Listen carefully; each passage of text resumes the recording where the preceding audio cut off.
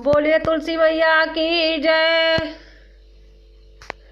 कृष्ण जी करे निवास हो, जे करे तुलसी के बीरवा। कृष्ण जी करे निवास हो, जे करे तुलसी के बीरवा। तुलसी के बीरवा हो, तुलसी के बीरवा। कृष्ण जी करे निवास हो, जे करे तुलसी के बीरवा। रोज सुबह शाम आवे गौरी संग भोला। रोज सुबह शाम आवे गौरी संग भोला। छोड़ी के आपन कैलाश हो, जे करे तुलसी के बीरवा। छोड़ी के आपन कैलाश हो, जे करे तुलसी के बीरवा। कृष्ण जी करे निवास हो, जे करे तुलसी के बीरवा।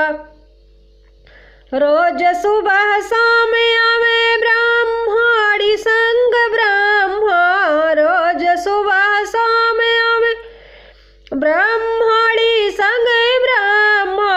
छोड़ी के आपन ब्राह्मण हो, जे करे तुलसी के बीरवा। छोड़ के आपन ब्राह्मण हो, जे करे तुलसी के बीरवा।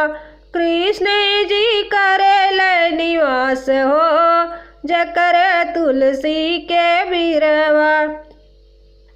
रोज सुबह शाम आवे सिया संग राम जी। रोज सुबह शाम आवे सिया संग राम जी। छोड़ी के आपन अवध धाम हो, जे करे तुलसी के बीरवा। छोड़ी के आपन अवध धाम हो, जे करे तुलसी के बीरवा।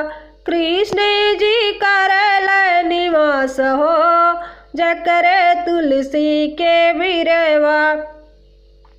रोज सुबह शाम आवे देवी और देवता।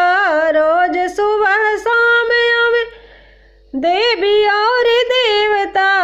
अन धन से भरे भंडार हो, जे करे तुलसी के बीरवा। अन धन से भरे भंडार हो, जे करे तुलसी के बीरवा। कृष्ण जी ले निवास हो, जे करे तुलसी के बीरवा। कृष्ण जी करे निवास हो, जे करे तुलसी के बीरवा।